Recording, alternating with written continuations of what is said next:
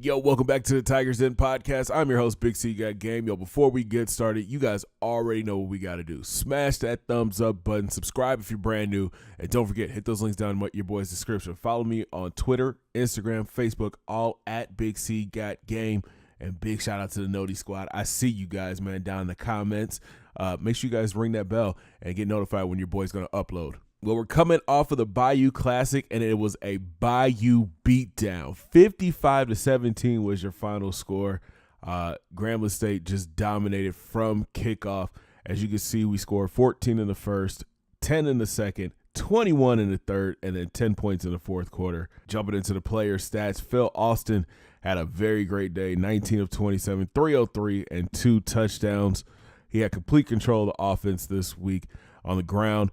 Higgins led the way with 15 carries for 54 yards and 1 score, but it was all about Charlie Brooks. 14 carries, 111 yards, 3 touchdowns.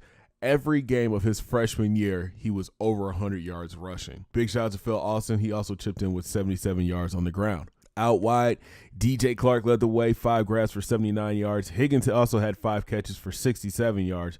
Salmon had a big day, 3 catches for 83 yards. And shout out to Pate and Route. They both had a touchdown in this game. Now, where I was most excited was on defense. The G-Men defense really showed up and played great this week. Bridgewater led the way with 9 tackles. Josh Carey had another 8-tackle game. Darius Christmas had 7. Clark had 5. But the big story was Carey. He had a fumble recovery that he returned 90 yards to the house that sparked the blowout. Big shout out to the defensive line, Alec Clark, Brandon Varner, and Big Cam Richardson. All 3 of them had a sack apiece. So we wrap up week 14 and take a look at the polls. USC is your new number 1. They jump up 2 spots after their win over Notre Dame, 45-24. Alabama falls back to 2. They're 11-1, but they beat Auburn this week, 38-17. Missouri is 3. They're down 1 spot after beating Texas A&M, 35-10.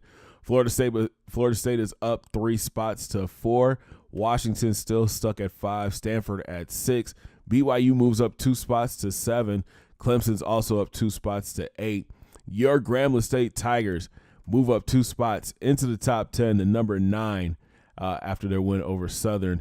And Notre Dame falls 6 spots to 10 after losing to USC. So we take a look at the BCS standings. USC, again, your number 1 team.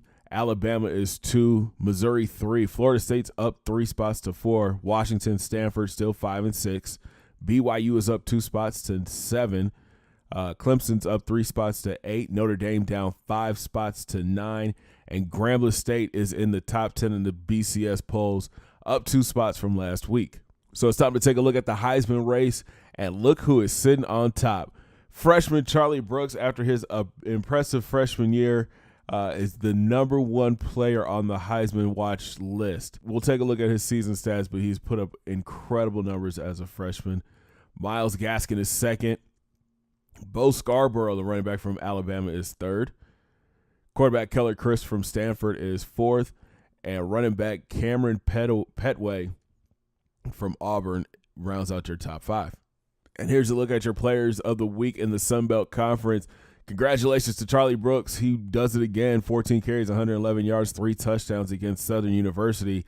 And linebacker Chase Middleton from Georgia State, 2 tackles for loss, 2 assisted tackles, a sack, and a forced fumble and a win over Texas State. So congratulations to these guys, and these are your players of the week in the Sun Belt Conference. Since we're in a bye week, it's time to hop into the recruiting, and we welcome a new member to the class of 2019. Meet punter Michael Baker, the 6'3", 250-pound punter from New Jersey, and he needs some work. We needed to fill this spot. That way we didn't get a walk-on, but honestly, we should have taken a walk-on. This kid, he needs a lot of work. He has no kick power. He has very, very little kick accuracy.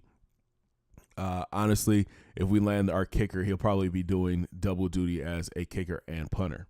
To the top of the board we go. Rob Bradford still has Grambling State as his number 2 team behind Notre Dame, which is okay. The plan is to put a lot of points into him in the offseason recruiting. Hopefully he does not sign with Notre Dame this week. The race for Clint McCoy is still tight. North Texas is putting up a fight, but Grambling State still leads the way. Four-star corner Ron Bennett. Grambling State still in the lead, but Missouri is putting up a fight. The last couple weeks of recruiting is going to be very vital to get this guy into Grambling. Our league continues to grow for four-star running back John Brock from Tucumcari, New Mexico. The league continues to grow for three-star defensive end Charles Butler. The lead is huge over South Carolina, NC State, and West Virginia. We did a little bit more recruiting this week and found athlete Kyle Winston. He's a JUCO transfer, and this kid has got something special, man. He's got great speed. Look at the speed, 93 speed, 92 agility, 93 acceleration. He is definitely a running back or a, slot player. He could fit that William Higgins role that we have right now. Our league continues to grow for Nick Gordon. This is the kicker I was talking about earlier. If we're able to sign him, he'll probably play double duty as kicker and punter. And because this is the last regular season game of the year, it's time to look at the season stats. Check out what our players did over the year. Phil Austin came in as a freshman and started every game. He completed 182 of his 271 passes for 2,641 yards. He had 21 touchdowns, but 19 interceptions. We expected him as a freshman to throw a lot of interceptions. He has great arm talent, but the accuracy still needs some work. On the ground, what can we say about Charlie Brooks? 262 carries for 1,784 yards and 25 touchdowns. We knew he was going to be special coming in his freshman year, but I don't think we expected this. His counterpart, Will Higgins, he was extra special too. 157 carries for 999 yards. He's 1 yard away from 1,000 yards, and he also chipped in with 15 touchdowns. The 1-2 punch of Brooks and Higgins has really dominated the run game here at Grambling. Phil Austin, again, we knew he was going to be special. 120 carries for 735 yards and 10 scores on the ground.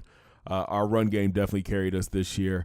There were games where Austin only threw the ball like 10 times, but the run game was able to just take over and lead us to victory. Out wide, DJ Clark led the way with 37 catches for 574 yards and 4 touchdowns. He is receiver number 1 for a reason.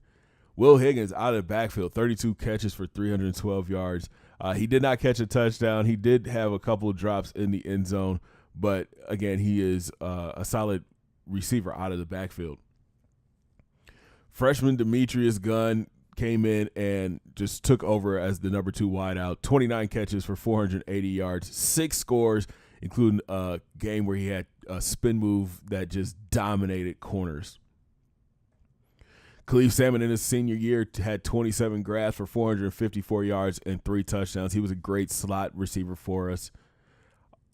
Big tight end Jordan Jones had 25 catches for 291 yards and 2 scores. We rarely use our tight ends, but when we needed Jordan to step up, he definitely did. Senior Jamaria Jackson was rarely used last year, but this year he stepped up, 14 grabs, 224, and a touchdown. And sophomore Malik Rout had 10 grabs for 215 yards and 3 scores. He is our downfield threat, and he really had a solid year this year.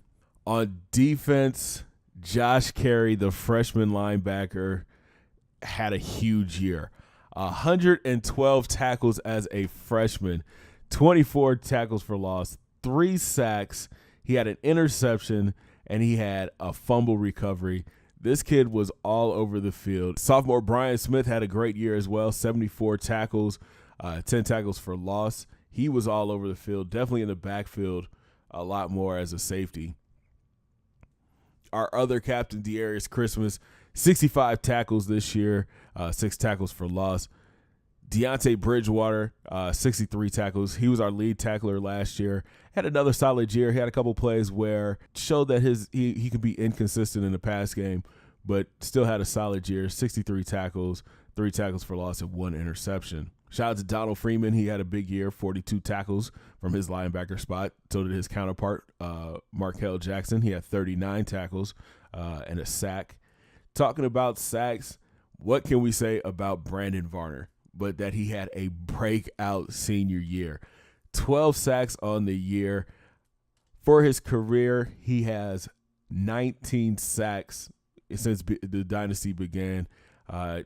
He got after the quarterback, and that's what we needed from him. Big D tackle Alan Clark finished his senior year with 7 sacks, giving him 11 for his career.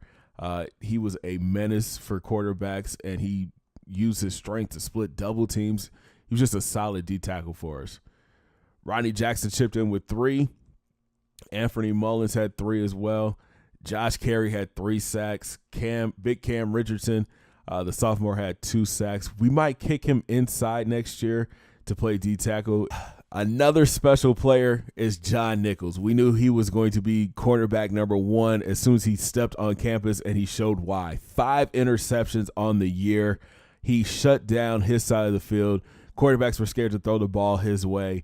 Shout out to Percy Cargo Jr. His senior year, he had 1 interception with 33 tackles. Bridgewater had an interception. Shy had an interception. And as we mentioned before, Josh Carey had an interception. Kickoff returns, as we said, John Nichols is a special player. He returned the ball 63 times for 1,894 yards and 2 scores. He averaged 30 yards a return. The kid does it all for us. He can shut down his side of the field and return kicks for us. So all in all, this season has been I'm very impressed with this team this season. We had a lot of freshmen step up, a lot of, guys that transferred in that stepped up and played important roles in this year. John Nichols, Charlie Brooks, Will Higgins, Demetrius Gunn, Josh Carey. All these guys are first year Grambling State recruits from the recruiting class last year, and they really put up some big numbers and helped us to this 11-1 record. The Sun Belt does not have a conference championship game, so we will get that conference championship, though, because we went 8-0.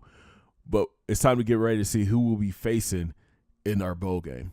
So as I said before, we are the Sun Belt champions for this year. We may be making a move this offseason. Well, something that we can talk about. After we sim through the week, we welcome another prospect to the class of 2019. Kicker Nick Gordon has committed to Grambling State. And as I said before, he would probably be pulling double duty. He would probably be our kicker and our punter. The kick power isn't that great, but the kicking accuracy is very solid. So now it's time to find out who we'll be playing in our bowl game. Ho, ho, ho. And a bit of history. Charlie Brooks, as a true freshman, wins the Heisman Trophy by 51 votes. Wow. Congratulations, Charlie Brooks. Jeez. Wow. This is kind of disappointing, guys. We're headed to the RL Carriers New Orleans Bowl as the number 10 team in the country to take on UAB. And here come the awards. Congratulations, Charlie Brooks. He wins the Heisman Trophy as a true freshman. Also, congratulations, Charlie Brooks. He is your Maxwell Award winner. And Brooks continues to rack up awards. He also is the winner of the Walter Camp Award. Congratulations, Josh Carey. He is the Chuck Bednarik Award winner for this year. Wow. Another award for Brooks. He is the Doak Walker Running Back of the Year. Congratulations, Brandon Varner. He is the Rotary Lombardi Award winner. Josh Carey also won the Linebacker of the Year award. Congratulations, John Nichols. He won the Returner of the Year. And your Coach of the Year is Coach Fobbs. Congratulations to everybody who won awards for Grambling State. So we head to New Orleans, get ready to take on the UAB Blazers. The Blazers come in 7-5 overall on the season. They've had an up and down year. They lost to Troy in week 1. They came back and beat FCS SE, the Southeast team, 42-10. Then went to beat Army, lost to Rice, then went on a 3-game winning streak, beating UTSA, Wyoming, and UTEP. Came back and lost to Middle Tennessee. 2-game winning streak against Marshall and FIU, then lost to FAU and Western Kentucky. This year, the Blazers are led by quarterback A.J. Erdely. He's a senior quarterback who's thrown for 1,157 yards, 10 touchdowns, and 6 interceptions. He'll be handing the ball off to the star running back, James Noble III. The senior back is a speedster. He's carried the ball 249 times for 1,277 yards and 11 scores. His backup is going to be a problem as well, Donnie Lee. He's more of the power back out of the two. He's carried the ball 153 times for 665 yards and 5 touchdowns. We also have to keep an eye on Erdley because he can run the ball. He's carried the ball 75 times for 242 yards and 1 score. Out wide, Xavier Ubasi is the lead receiver, 46 grabs for 546 yards, 3 touchdowns on the season. Big tight end Hayden Pittman is second on the team in receptions with 23 grabs for 410 yards and 6 scores. He's going to be the favorite red zone target for Erdley. Then Colin Lisa is third on the team with 19 grabs for 215 yards and 2 scores. On defense, the Blazers are led by Trey Crawford. He's got 75 tackles on the year and a half a sack. Then Fitzgerald Mofor, he's a junior outside linebacker. He's got 72 tackles and a sack and a half. But we have to keep an eye on Big Stacy Keeley. He's 6'7", 242, and he's got 4.5 sacks on the season. Then his counterpart is Zachary Williams. He's 6'2", 252, and he's second on the team with 2.5 sacks. And so does big defensive tackle Anthony Rush. He's 6'5", 342 pounds, and he has 2.5 sacks on the season. In the secondary, corner D.A. Williams is going to be a problem. He's got 4 interceptions on the season. And his safety counterpart, Will Dawkins, is a hard hitter, but he's got 3 interceptions going into the final game of the year. Tim Williams is another safety we have to keep an eye on. The junior has 2 interceptions, and Culver and Jones both have 1 interception on the season. And it looks like Herbie is rolling with the Blazers of UAB. Comments down below. Let me know what you guys think about this game. I'm kind of disappointed. I thought we'd be able to get at least a New Year's Day bowl. But you know what? We'll just have to go out and show why we should have gotten a bigger bowl game. We are 0-1 in bowl games in this dynasty, so it'd be great to get a win and get back to 500 in bowl games. Thanks for watching, guys. Like I said, leave comments down below. Let me know what you guys are thinking about the series. Should we switch and move to a different conference in the offseason? I would love to hear from you guys. Hit those comments down below. Make sure you smash that thumbs up button. Subscribe if you're brand new. Don't forget to hit those links. Follow your boy on Twitter, Instagram, and Facebook, all at Big C Gat Game. And we'll talk from New Orleans, from the New Orleans Bowl. Have a great day, guys. 2 fingers in the air. Peace.